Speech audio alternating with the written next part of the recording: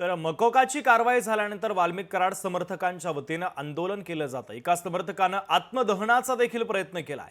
मात्र अशा दबावापुढे सरकार झुकणार नाही अशा शब्दात गृहराज्यमंत्री योगेश कदमांनी सरकारची भूमिका स्पष्ट केली। त्यांच्यासोबत संवाद साधलाय आमचे प्रतिनिधी चेतन ननावरे यांनी। त्यांनी नेमकं काय म्हटलंय आपण ऐकूयात। वाल्मिक कराडवर मकोकाची कारवाई करण्यात आलेली आहे आणि या संदर्भात प्रतिक्रिया व्यक्त करण्यासाठी आपल्या सोबत स्वतः गृहराज्यमंत्री योगेश कदम आहेत। सर, काय सांगाल? ज्या प्रकारची मागणी देशमुख कुटुंबियांनी केलेली होती ती आता मान्य होताना दिसते। एसआयटी मध्ये बदल आणि आता वाल्मिक कराडवर मकोका। नाही, पहिल्याच दिवशी मुख्यमंत्री महोदयांनी सभागृहामध्ये सांगितलं होतं की ह्या प्रकरणामध्ये कारवाई करत असताना कोणी आढळू द्यात त्यांच्यावरती कडक कारवाई केली जाईल। त्यांचे लागेबंधे कोणाशी असू द्यात त्यांच्यावरती कडक कारवाई केली जाईल। इव्हन सन्माननीय अजितदादा पवारांनी देखील हीच भूमिका मांडली होती ज्यावेळेला ते बीडला गेले होते त्यावेळेस। त्यामुळे मला वाटतं ह्याच्यामध्ये कुठलंही आश्चर्यचकित होण्यासारखं काही नाही। जे आमच्या सरकारकडनं जनतेला अपेक्षा आहे तेच आमच्या सरकारकडनं केलं जाते आणि ह्यापुढे देखील तेच केलं जाईल।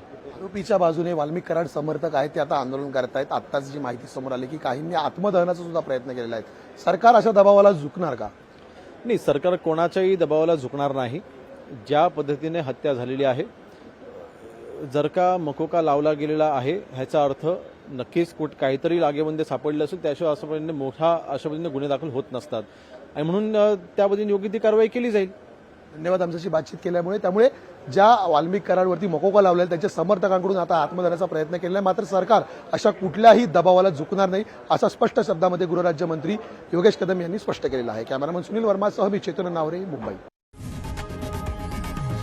लोकशाही मराठी ऐका, पहा, जागरूक रहा।